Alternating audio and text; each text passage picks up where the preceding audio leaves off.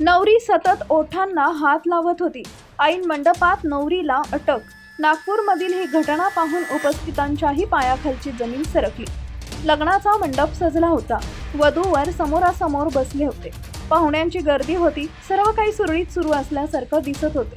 मात्र मंडपात बसलेली नवरी वारंवार आपल्या ओठांना हात लावत असल्याचं काही जणांच्या लक्षात येत होतं.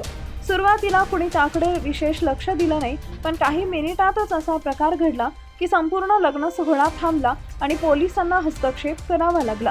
ही घटना महाराष्ट्रातील नागपूर शहरातील सीताबर्डी परिसरात घडली. या प्रकरणातील मुख्य आरोपी हिला पोलिसांनी अटक केली आहे. तपासात समोर आलेल्या माहितीनुसार गुजरातमधील रहिवासी आकाश जिंदल पारेख हा विवाहासाठी योग्य मुलीच्या शोधात होता. याच काळात त्याचा संपर्क हिच्याशी झाला. नवरी मुलीनं स्वतःची ओळख करून देताना ती नम्रता मालविया नावाच्या मुलीची बहीण असल्याचं सांगितले. विश्वास बसावा म्हणून तिनं नम्रताचे आकर्षक फोटो दाखवले आणि आकाशला लग्नासाठी तयार केलं. यानंतर नवरीनं आकाशला नागपुरात बोलवलं. कोराडी परिसरातील एका घरात त्याची नम्रताशी भेट घडवून आणली.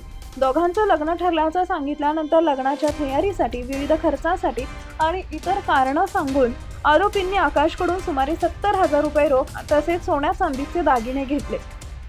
ठरल्याप्रमाणे सीताबर्डी येथील एका मंदिरात लग्नाचा कार्यक्रम आयोजित करण्यात आला.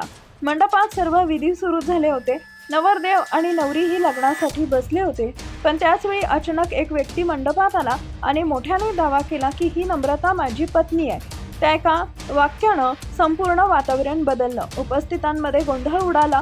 नवरदेव आकाशला आपण मोठ्या फसवणुकीचे बळी ठरलो असल्याचं समजलं आणि काही क्षणातच लग्न थांबलं आणि सगळ्यांनाच धक्का बसला. यानंतर आकाश जिंदल पारेख यांना तातडीनं सीताबर्डी पोलीस ठाण्यात धाव घेत संपूर्ण प्रकाराची तक्रार नोंदवली. पोलिसांनी तक्रारीची गंभीर दखल घेत त्वरित तपास सुरू केला आणि मुख्य सूत्रधार नवरी मुलगी हिला अटक केली.